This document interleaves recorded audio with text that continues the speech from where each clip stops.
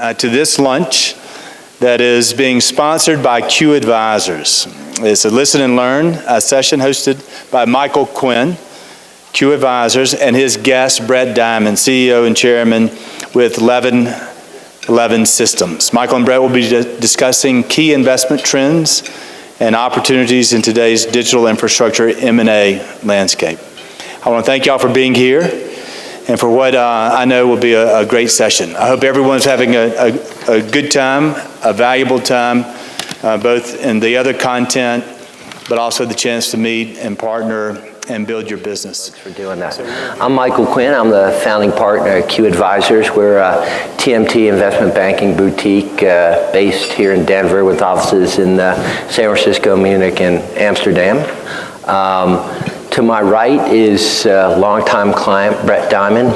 Brett's a serial telecom entrepreneur.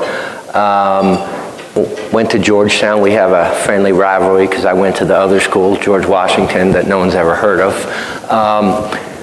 Brett started out his business in sales on the telecom side and then decided to try his hand at being an entrepreneur with Hudson Fiber Networks.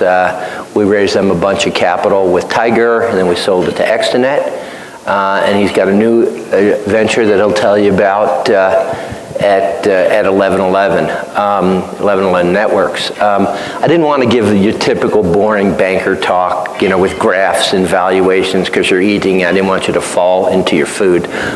So instead, I thought Brett and I would come up and talk about kind of the pitfalls of M&A, his journey as an entrepreneur, kind of what's worked well, how his first venture was a bit different than his second venture. So with that, Brett, why don't I introduce you and you can give a little background on yourself. Sure, so I appreciate it, Mike. So good afternoon, everyone. I'm Brett Diamond. I'm the CEO of 1111 Systems.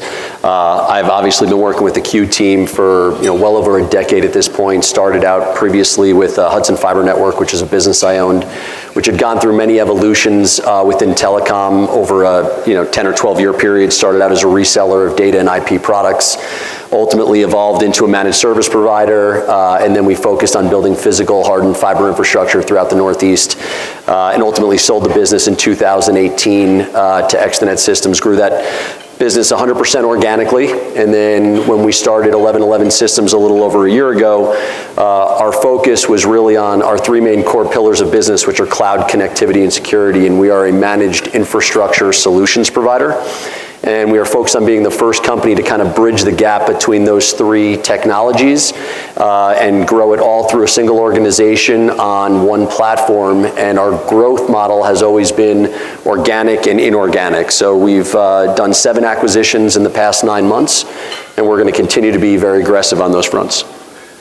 Great. So Brett, your first business at Hudson Fiber, you were a true infrastructure provider. You guys provided dark fiber, lit fiber in the Metro New York area.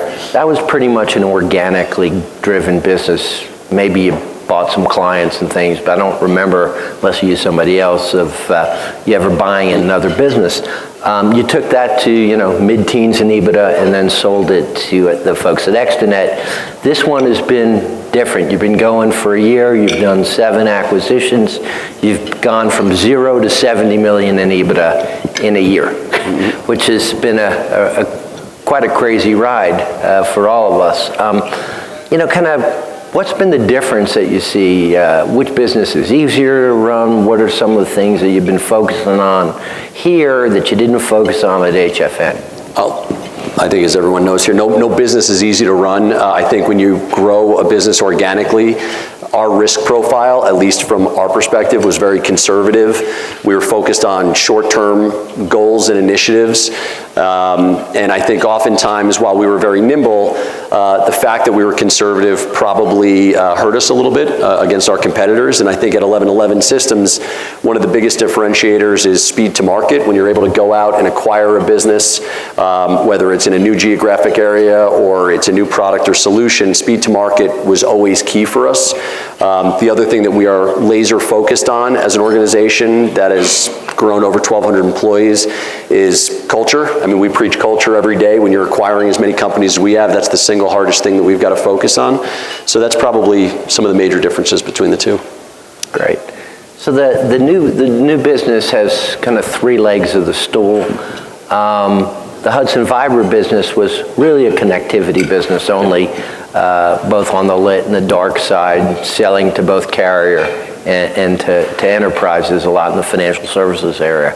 So let's talk about the three legs of the stool that you guys are building, differences in developing those businesses, and which of the three stools that you'll talk about, which is the hardest to really kind of grow and be successful at, or more challenging? So right now we're focused on our three main core pillars, which are cloud, connectivity, and security. I think if you look at the companies that we've acquired on the cloud side, we made some foundational acquisitions in December of last year of a company called Green Cloud Defense and then a company called iLand. And then we bought Unitas and SunGuard, which we most recently announced. So from a cloud perspective, we really look at backup as a service, disaster recovery as a service, infrastructure as a service. Those are the key areas. And we're global in nature now across all three of those. So I think we've done a very good job of standing up those environments. On the connectivity side of the house, we're focused more on SD-WAN, wide area networks, point-to-points, dedicated internet access.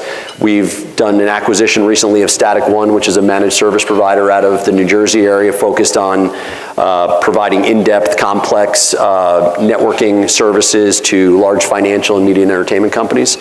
And on the security side of the house, prior to buying Green Cloud in December, they had purchased a security company called Cascade Defense out of the Pacific Northwest. And Cascade Defense is focused on things like managed firewalls, SIM, EDR, continuous risk scanning. So we've used that as a platform to build out our security practice across all three. Which are of the three, which is presenting the most opportunity, which are presenting the most challenges for you right now?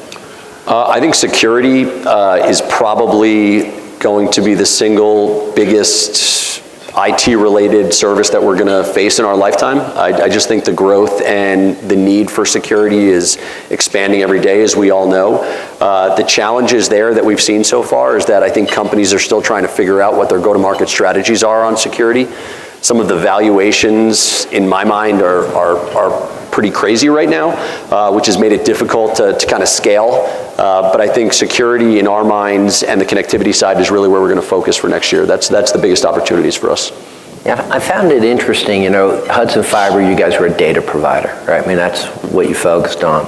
Here, you've tried to also stay away from voice, right? And there's been this shift, I think, even at this conference, which used to be a very voice-centric conference, now a data-centric conference. Is there going to continue to be pressure on the voice side of the house in the telecom industry? And how much more commoditization can there be? Well, we've stayed away from voice because we can't be everything to everyone, and I think if we tried to do it, we wouldn't probably do it well. Our focus has always been on those three main core pillars. So I think as companies like Microsoft and Google are starting to do more collaboration, I think there's going to be a need for us to maybe look into those services as we continue to grow. But for right now, it's just not an area that we're focused on. And do you guys partner with the voice providers, or do your clients typically go and have a separate engagement that'll just ride on your network if it's the connectivity piece? Yeah, we're normally having our partners go out and source that through another party. They're not really coming to us for any of those services. We're not seeing that right now. So you guys have been pretty aggressive. I mean, 7 deals in 12 months. I know you kept my guys pretty busy all year. What have you been looking for, as you're building out this product portfolio amongst these three verticals? What has been kind of some of the things that you look to find in a company and the things that make you run away? We try to dumb it down as much as possible. I mean, I need to dumb it down for myself when we're looking at deals to basically fall into a few different buckets. We've got an M&A committee within our organization that's made up of a lot of the executive team to give input on a potential acquisition. But when we're looking at any company, it really has to either fall into the bucket of, is it a new service or solution set that we don't have access to today? And speed to market is going to be critical for us. The other bucket would be geography. Are we able to deploy in a geographic region somewhere around the globe that we don't have access to today? The third bucket is customers. Do we have access to a customer base that's advantageous to us, that we feel that we could cross-sell the solution set in the future?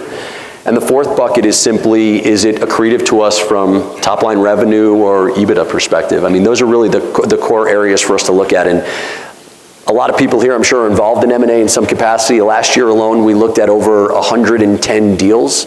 We bid on 15, we closed 7. That's the reality of M&A. You've got to see as many deals as you possibly can. You've got to be able to look at them quickly, and you've also got to be very diligent. My old CFO at HFN, a guy named Bob Hagan, told me the best line, because he had gone through a ton of M&A. He said, I'd rather pass on 10 good deals than do one bad deal, because one bad deal can cripple or destroy a company, and we take that to heart every time we look at these. And so what are some of the red flags or yellow flags that make you kind of run away? If it's got too many different services in it, like for example, you talked about voice before. Would we walk away from a deal if a customer had some voice service and applications? No, if it made up a small portion. But I think what we try to focus on is it's got to fall within one of those 3 core pillars of cloud connectivity and security. And if it falls outside of it, it's just something that we're not going to entertain right now. So security's been kind of a growing area for all of us in the industry. How important it is for your clients, for you guys to have a security operations center, a SOC? So we have a full 24/7, 365 global SOC, Pacific Northwest, East Coast, UK, and now we're building it out in APAC as well. And I think security from our perspective is a requirement, and I think a lot of individuals now are still uncomfortable selling security. It's still very difficult. It's in the infancy stages for the most part of what we're trying to accomplish.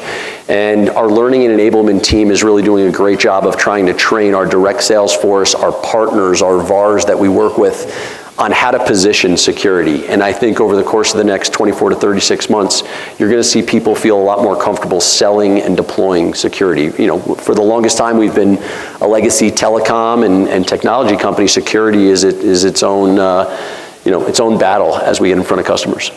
Yeah. Do you think that you need to hire different kinds of sales folks and engineering folks?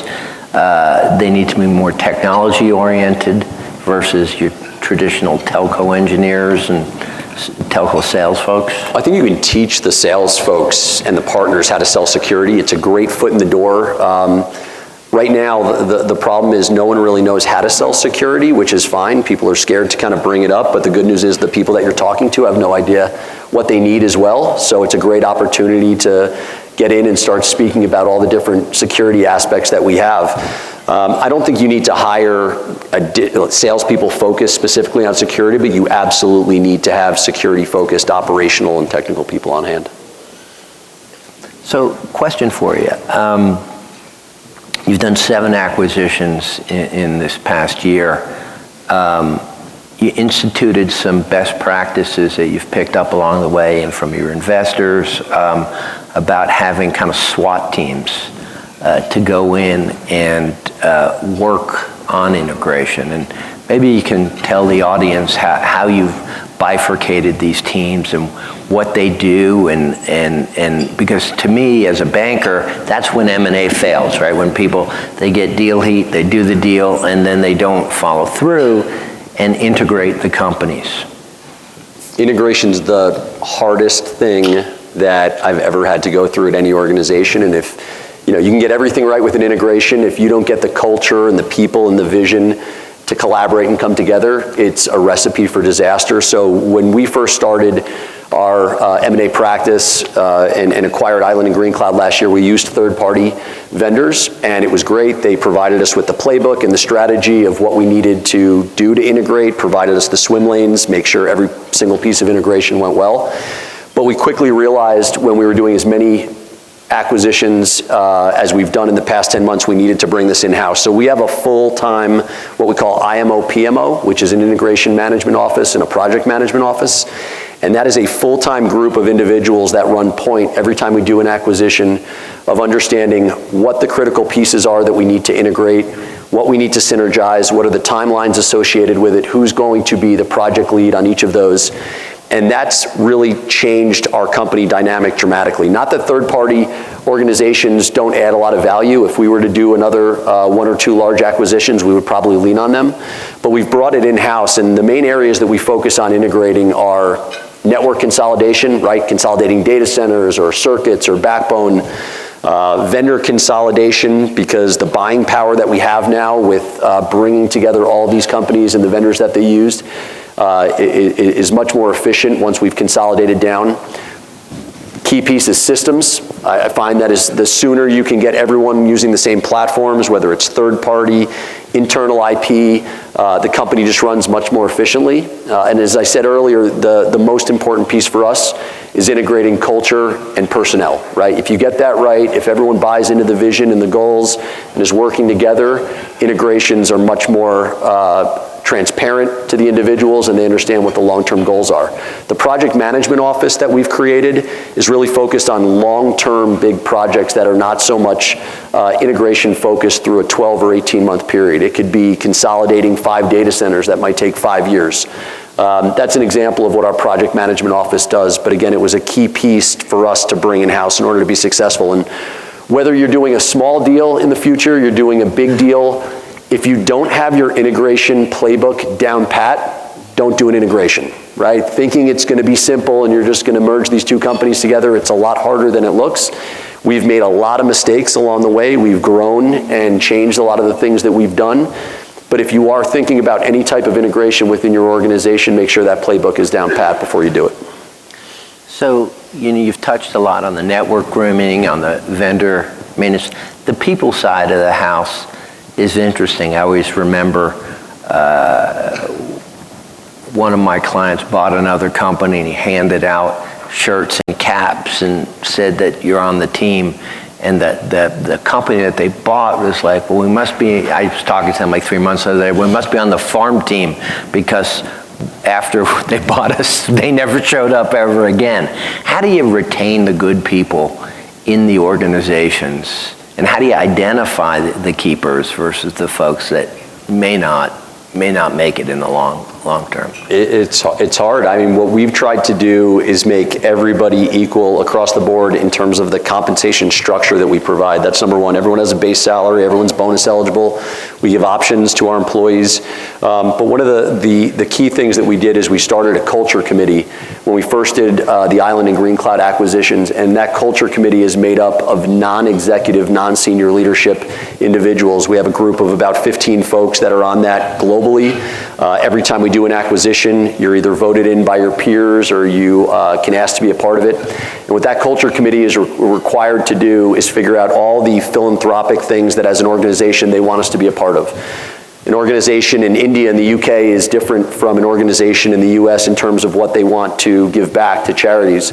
They're responsible for the team building events. They're also responsible for telling us where they think we should be going from an ESG perspective. So all of these things get thrown out a lot of companies where they just say, hey, we've got a great culture, we're focused on ESG. All of that starts at the top, but if you don't have buy-in from everyone, it's going to fail. So we really push strongly on our culture and our ESG initiatives as an organization, especially as a roll-up. Yeah, I mean, just as an aside, it's fascinating to me how this has evolved. As soon as a private equity firm invests in a company, one of the first things they do at particularly founder-owned businesses is roll out an ESG initiative, because most younger founder-owned companies, it's not kind of top of mind for them. So that's been something I think's been really new in the last year or two. Like, I'm assuming when you did your first deal with Tiger, ESG wasn't even on the horizon, so folks didn't talk about it. The other thing that's been interesting is you guys have been so aggressive this year in a market that has tremendous supply chain issues, right? Whether it's servers for your data center, whether it's SD-WAN boxes for the network, whether it's chips for any of the security monitoring devices. Has that in any way inhibited what you guys are doing? Has that increased prices, delayed integration and the like? I mean, the headwinds are massive right now globally, whether it's inflationary issues, a potential recession, supply chain issues.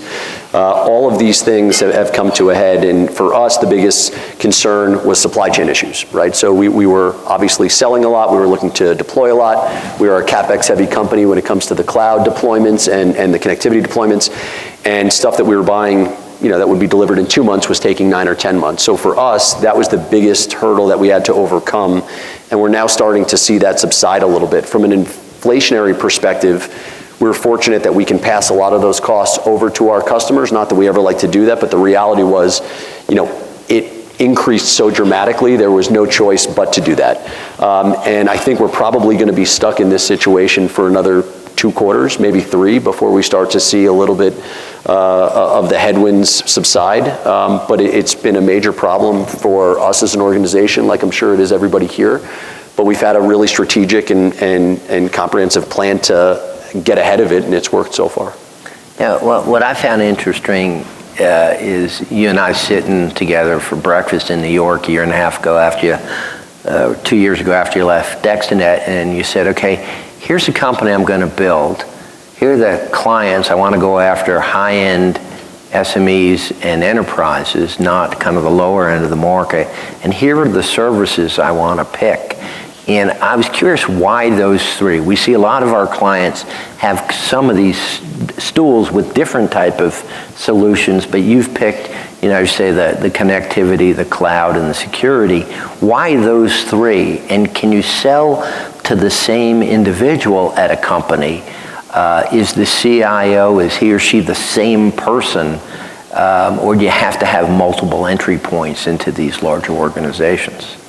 We focus on those 3 because what we found is that I had previously come from the agency world back in the late 90s and early 2000s, and the agency group, the trusted advisors, they've grown so dramatically, and when they're in front of a client and they have to go to one group for security, one group for connectivity, a different company for the cloud, we quickly realized that if we were able to bring those technologies together, we were simplifying the way that our partners and our customers could procure those solution sets. And for us, the reason why I was so focused on those is we were going up the stack and it was requiring a lot of fully managed solution sets. And I don't care if you're a Fortune 100 customer or you're an SMB, the reality is you probably don't have enough resources on hand to support whatever your cloud journey is, to support whatever security initiatives you were going to roll out, as well as connectivity. So for us, really, I chose those 3 because you also can't have one without the other. You can't go to the cloud without some way of connectivity and accessing the cloud. And if you're going to have a connectivity network, you're going to have security on top of it. So it just made complete sense for us to align ourselves across those 3. But yes, for the most part, the individuals that we're selling to are the same across those 3 platforms. They might have different groups within them. Let's talk about the sales channel, because I was a telecom entrepreneur. You know, the channel when I started my company in South America, the channel didn't really exist. There was everything was direct, and the channel has evolved over the last decade or so. How much are you guys relying on the channel? What's the channel good at? What's the channel not good at? And you also are an interesting hybrid, because you've got wholesale customers as well as enterprise customers. And where does the channel start and the direct sales force begin for you? Well, I'm just a big believer in general that you can't have one go-to-market sales strategy. You can't just be direct. You can't just be indirect or channel or wholesale. As Mike said, it's changed dramatically over the past 20 years. You know, when I first started doing this in the late 90s on the agency side, everything was direct. You were lucky to get a couple good leads from the indirect channel. And now the channel has grown where it is the dominant player in the industry. So for us, you've got to have a multi-pronged approach towards wholesale, direct, indirect, across all 3. It was one of the most important things for us when we were starting this business, when we made the acquisitions of Island and Green Cloud, that they had very different go-to-market sales strategies. So Green Cloud was focused 100% selling wholesale through MSPs. They had roughly 750 MSPs that they had spent 10 or 15 years onboarding and selling through cloud and security products. When we bought Island was global in nature. They had a much larger organization. They were selling direct, indirect through the trusted advisors and agents, through the large VARs, and they also had a very sophisticated and robust inbound lead gen. So when we acquired those two businesses, even though their solution sets were very similar, the go-to-market sales strategies were very different. And when we thought about the opportunities of rolling out new products and new solutions and having every single go-to-market sales strategy at our fingertips, it was an ideal acquisition for us to make. And it's part of the reason that we've been able to acquire a lot of these smaller companies and ingest them into the organization, because we weren't as concerned about what the new acquisitions go-to-market sales strategies were, because they could morph into what we had already created with those two. The channel itself has undergone a lot of changes over the last 2-3 years. I mean, I know our firm has sold a number of different channel partners to PE firms doing roll-ups. You've got ScanSource bought Intelisys.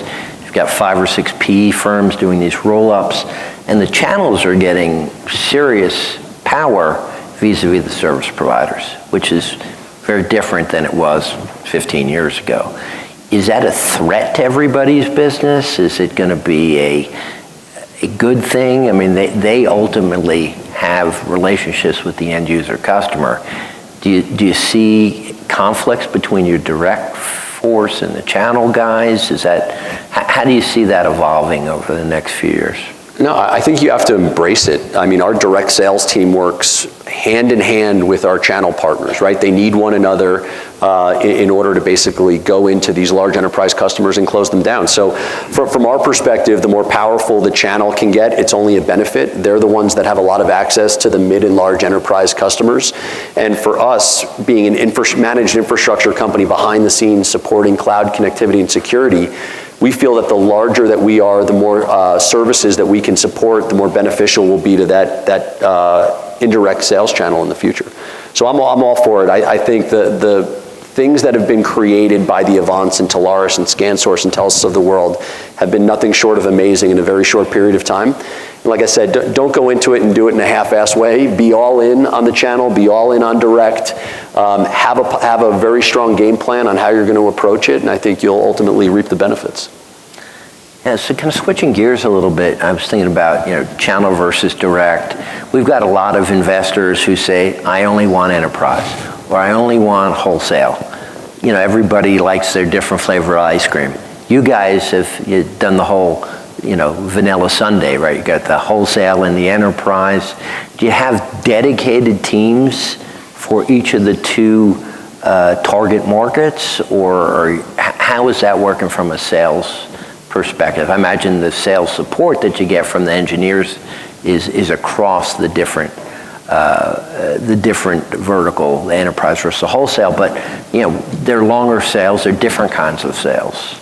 Yeah, we absolutely do. We have dedicated wholesale folks, specifically on the Green Cloud side, that have been selling this for well over a decade. And when you're dealing with a wholesale provider or an MSP, the learning and enablement that we provide to them, the resources we provide to them are substantial, because we're expecting them to take on first-line support, billing, a lot of the MACD work for the clients. So we've invested a good amount into our MSP community.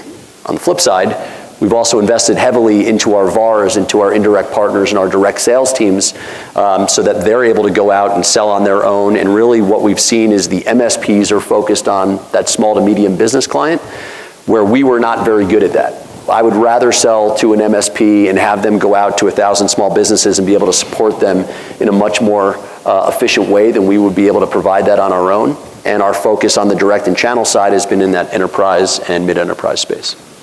Super. Now, it's been an interesting ride. Brett missed the Q-Advisor 20th anniversary party 2 weeks ago because he couldn't do 2 trips to Denver in a year.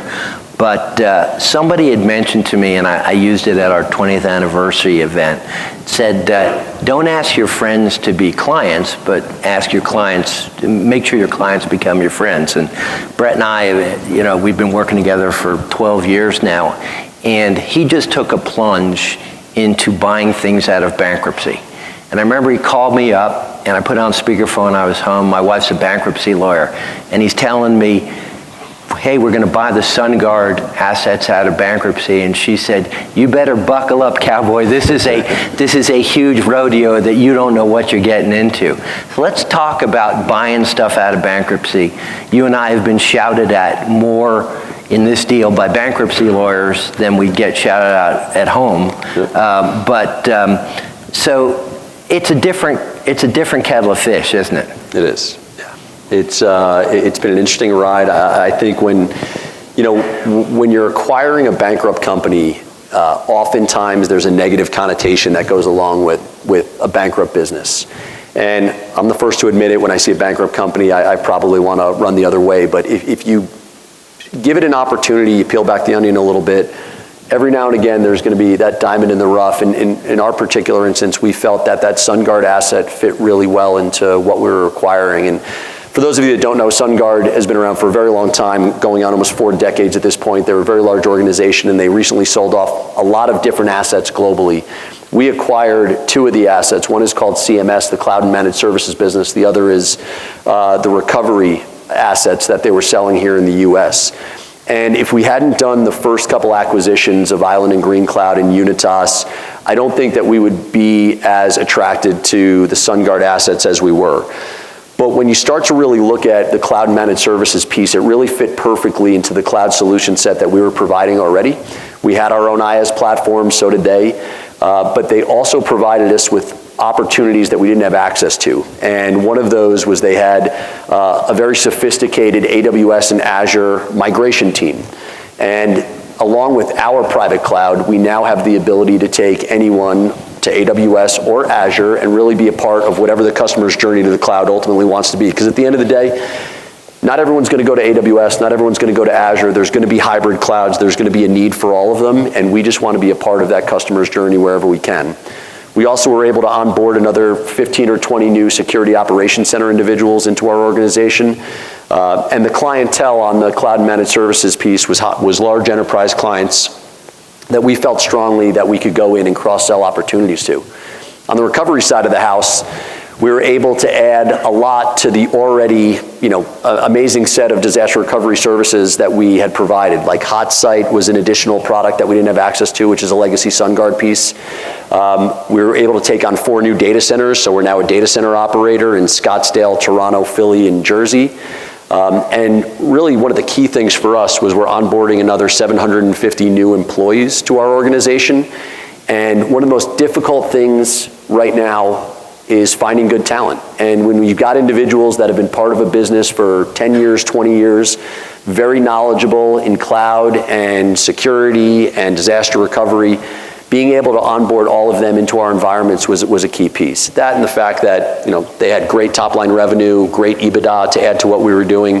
So for us, it was just kind of right place, right time for the SunGard assets. Yeah, and we took turns getting yelled at, which was good because I don't think we could stand it. The bankruptcy lawyers think that they're the kings of the court. They don't realize that people with the money actually have something to do with it. So this is your second rodeo. We're in Colorado, so I can keep doing the rodeo. Not a lot of rodeos in Jersey. No rodeos in Jersey. But so Tiger Infra is your partner again in the 1111 Networks journey. They were your partner in the HFN journey. I think it's very rare for someone to kind of go back to the well and bring their dance partner to the second dance. Why and what was important to you when you picked Tiger initially, and when you picked him again?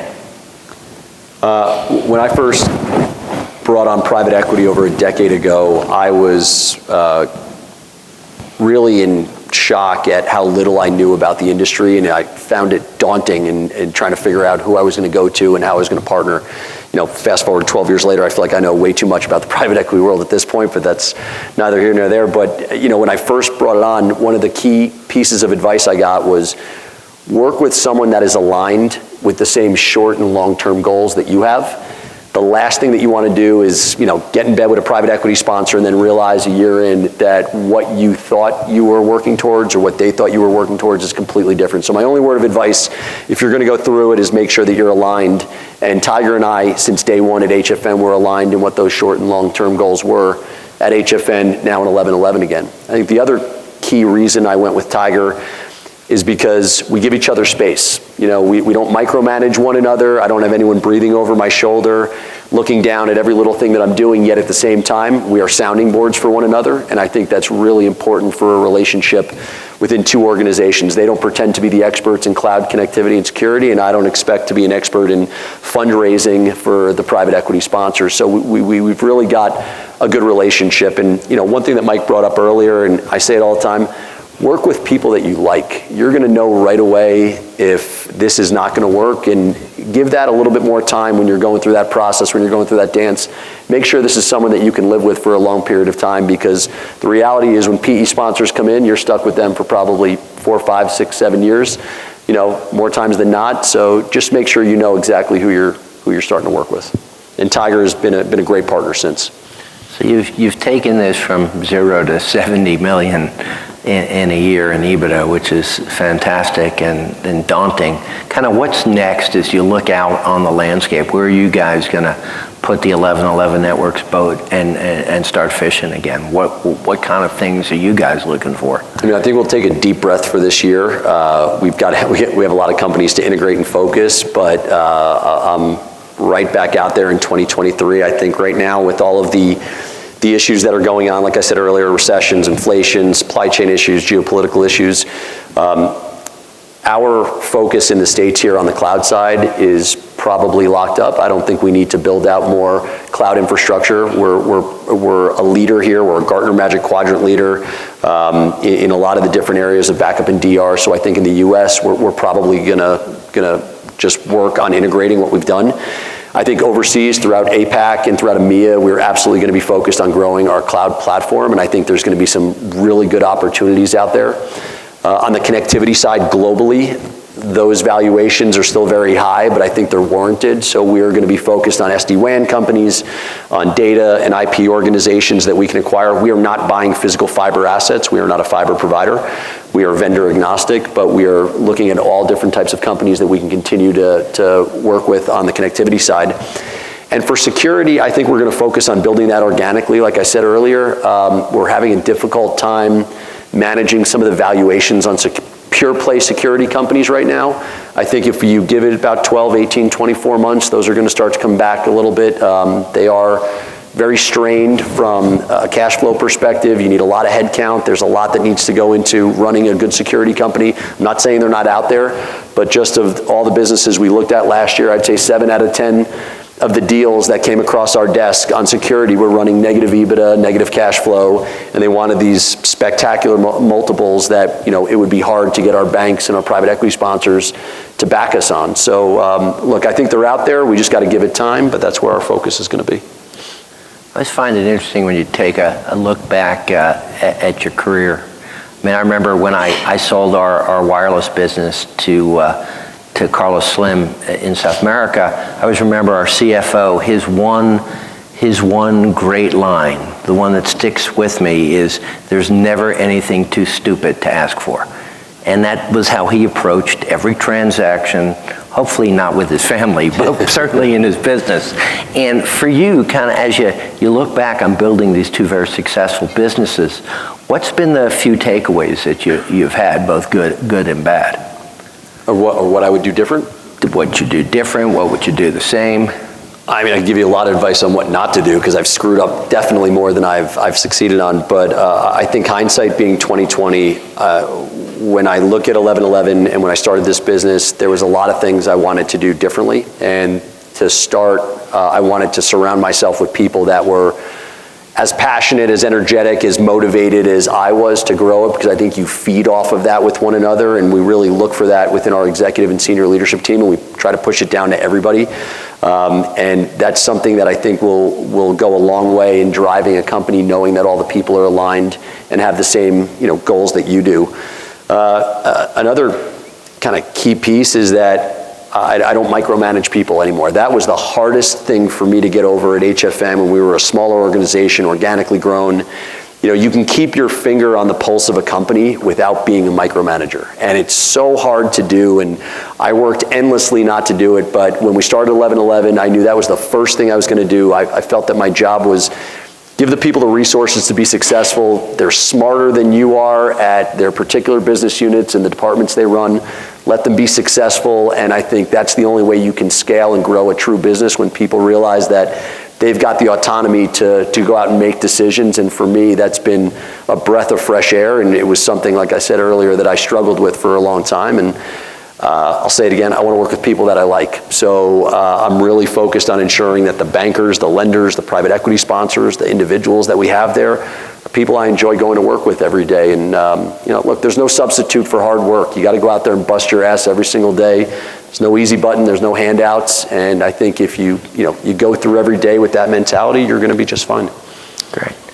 Well, that's the end of our Q&A. I'll open it up for questions to Brett, if anybody has any. Happy to take them.